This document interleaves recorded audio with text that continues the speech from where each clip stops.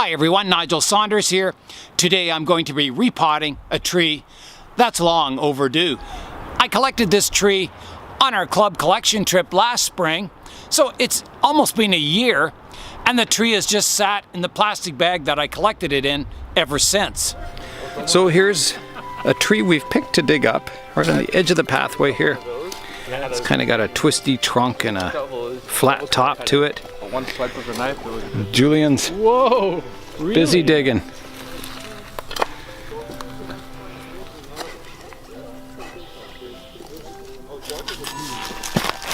There we go. That was the root that was holding it in the ground. Okay. Reminds me of... What do you think, Jules? Good. Alright.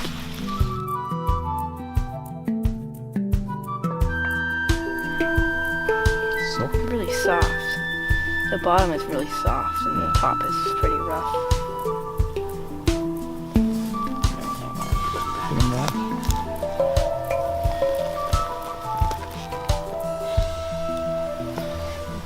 Look at that, it just stays, it's not afraid. We're gonna take our tree back to the car now. The tree is quite healthy. It was sitting on the ground all last summer and all winter, and the rabbits did a bit of pruning on the top, and they did a pretty good job. I'm going to put the tree in this round mica pot today in the bonsai zone. My first task for this tree will be to remove the soil that it was dug up in and replace it all with bonsai soil. I'll get the tree out of the plastic bag. Lots of weeds in here. And I'll get out the root rake and start raking out the soil. I've got three tools. I've got my regular root rake, I've got my root hook, and I've got this three-pronged root rake also. So I'll start with this one and see how it goes, and if I have to switch tools, I will. But it seems to be going pretty well with this one. The soil this tree was growing in is just full of clay. It holds moisture like crazy. Looks like there might even be a dead tree in there too. There's a little Thuja seedling here. I'll try and save that. And maybe plant a little forest. When you're working on a collected tree like this, you never know where these roots are from. They could be from a nearby tree. Half of them could be weeds. So you just got to carefully rake away, and eventually you'll see what roots you have to work with. So I'm finding a lot of roots that just aren't attached to this tree. They're just, you know, from weeds. There's a big stone. I wonder this was so heavy. There's roots that aren't attached to anything. Yeah, a lot of stones in here too. There's that clay soil in here. It's just really sticky, and you can, you know, mold it like modeling clay. The tree's quite wiggly. I don't think a lot of these roots go into the soil. I think it has a small root system, this tree. And I don't think, you know, they're very long, the roots, either. They're very compact. Here comes a big stone out of here. So we'll see what we have to work with at the end here. Be very interesting. Now let's see how loose this is. Looks like it's still got roots over on this side. I think I've got a lot of the roots loose already. There it comes. So I've got it separated from the great big mound of soil here. The roots look nice and healthy. They're a nice reddish color, which is good. The root system's definitely gonna fit in the pot okay. Okay. I'll take the roots away and wash them now. This water sat out all winter, so it's a little bit murky, but still fairly clean. We got a lot of rain yesterday. In fact, it rained the entire day yesterday.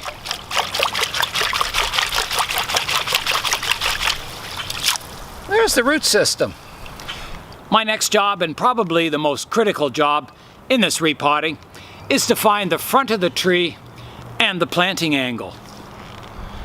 So it definitely leans.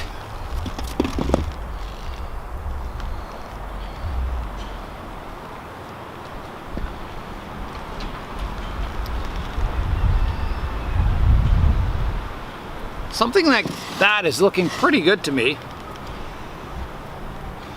That's almost the orientation it was in the ground.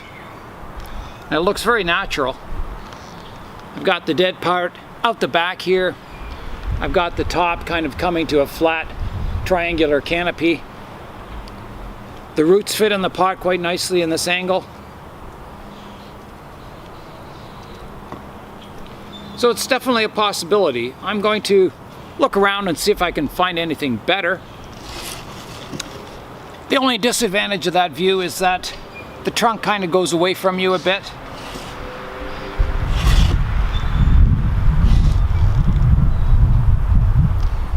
The branches don't look good in this view either, from the back. I don't know. I can always tilt it so the trunk's coming more towards the viewer.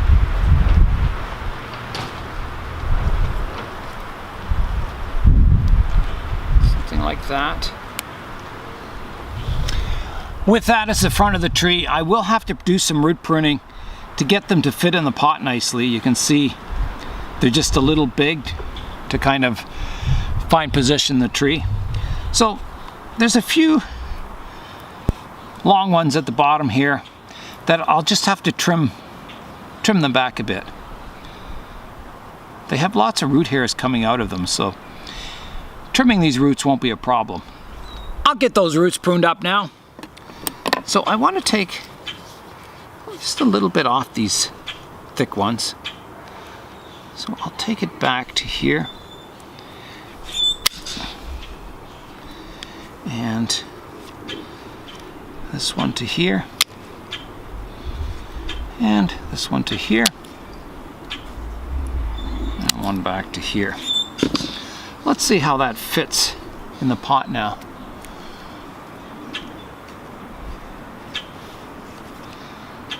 That's much better. A lot of the roots are in the pot now. I'm not going to do a whole lot of root work to it because, you know, it doesn't have a huge root mass. So if I plant it in this pot, it'll build up, you know, this huge mat of roots this year. And then I can do further pruning in future then. Okay, I'll prepare the pot now. I'll get drainage screens in the bottom, get a layer of soil in there, and then I'll try and position the tree. The drainage screens are in the bottom of the pot, so I'll add a layer of soil now.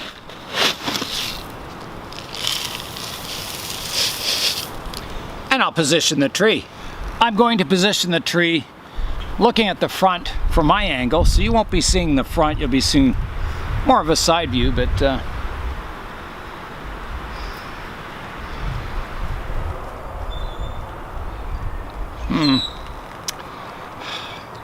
I'm not sure about the front view. The tree just naturally wants to lean away from me, and it's got this curve in the trunk, if you can see it, that, you know, even if I rotate it towards me, I've still kind of got this curve, and it doesn't look good on a tree. It's kind of like a, I don't know, kind of ruins the perspective or something. It looks like you're looking at the tree with a fisheye lens. And so I may have to change the front. I'm just not totally happy with that front.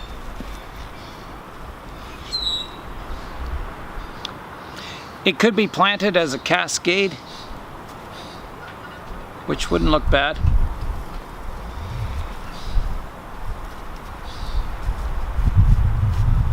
It's definitely a possibility. As a cascade, that bend in the trunk kind of comes towards me, which is quite nice. From this view, it kind of, I don't know. This view, this angle of the tree has the better trunk line, but then the branch structure isn't as good up top. This one kind of crisscrosses in front of this trunk, and I mean, it's okay, but that's looking good like that. If you look at it that view, it's actually quite nice. I think I'm going to go with that. I kind of like that. This deadwood, I just got to clear the deadwood from the lip of the pot. I don't know how long this will last. It's pretty fragile, but I'm thinking of taking the deadwood off. It interrupts the flow of the tree. It kind of comes parallel with this upper structure of the trunk, and it's kind of wiggly and rotted at the base anyway. And if I want to tilt it down even lower as a semi-cascade, I'll need to take that off, so I think I will. I'm trying to break it off so it looks kind of natural if I can. Pretty tough. I think I'll have to cut part of it.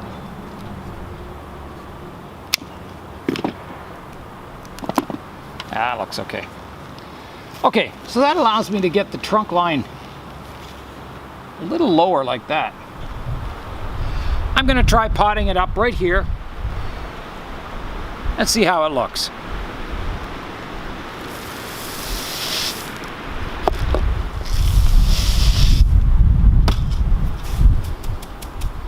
Get all those roots into the soil.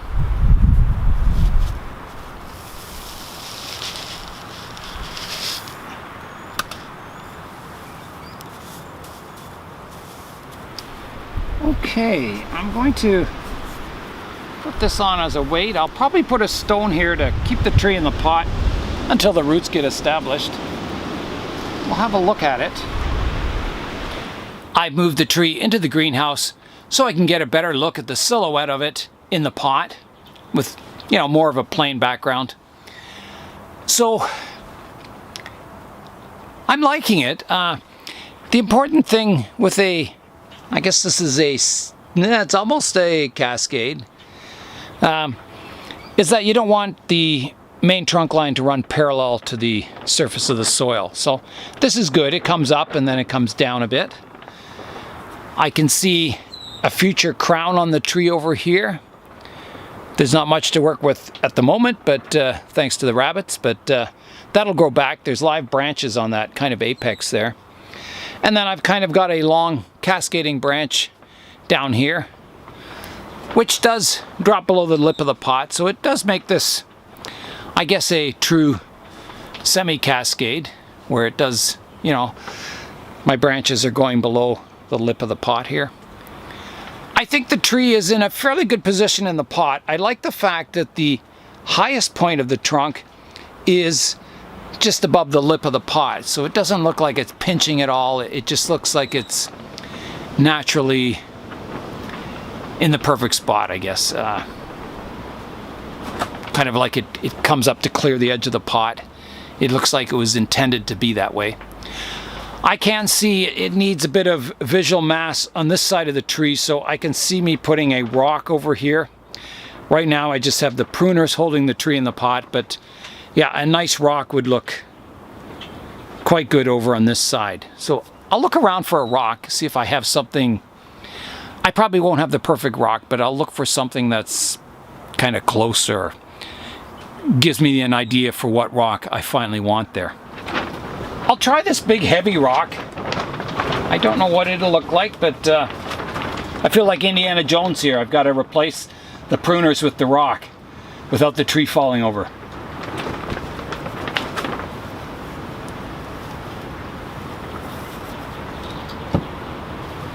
Something like that. There's a view of the tree now with the rock in place.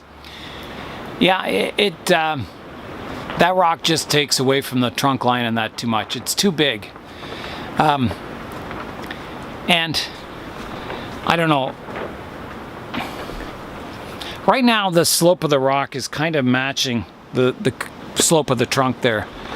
I don't know if that's a good thing or a bad thing. I'd have to play around with some different rocks and get a better idea, but I think this will do for now. It'll certainly hold the tree in place until the roots get established in the pot, that's for sure. So I think it's important right now I'm not going to make any adjustments to the tree. I think this is good for round one. I'll grow the tree and get it back to health and get a nice root system.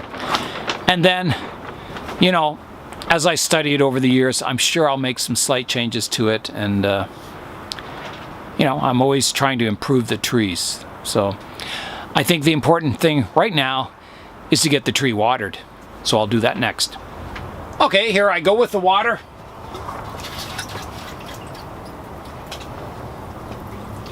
The water is coming out the drainage holes now. So I'll keep watering it a little longer till that water turns clear. It's a little bit cloudy right now. Okay, I think that's good. It'll be interesting to see how this tree develops in the future. I have the possibility of growing long sacrifice branches if I want to thicken the trunk up some more. I wanted to give it that, you know, character of those trees on Rattlesnake Point, just kind of overhanging the edge of the cliff. So, you know, the first step right now is to get that root system, just to fill that pot with a dense mat of roots, get the health and vigor of the tree going really strongly, and then more styling can come in the future. It's time now for today's update. Today's update is my new greenhouse. It was pouring rain the entire day yesterday, so I was indoors playing around with the design on the CAD system, and I'll show you some animations of what it might look like. Here's a look at the rendering for the greenhouse. So I've just gone with the half arches, so it'll be 24 feet long by 16 feet wide, which is about 7 meters long or 5 meters wide, so there'll be plenty of room inside.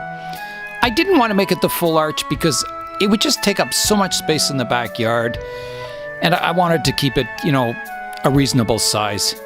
I didn't want it standing out like a sore thumb. I think this will fit in nicely with the backyard, and it's plenty big enough to grow all my tropical trees. I'm still working on cleaning up the area for my new greenhouse. I'm moving the outdoor studio over into the bonsai area. I'll be videoing my outdoor work over here in the corner. I was trying to move this bench over closer to the other bench there to make more room for the studio. The two legs are frozen solid into the ground here, so I'll have to wait for the ground to thaw before I can move the bench over. Things are greening up on the benches and spring is in the air. I'm Nigel Saunders. Thanks for joining me today in the Bonsai Zone.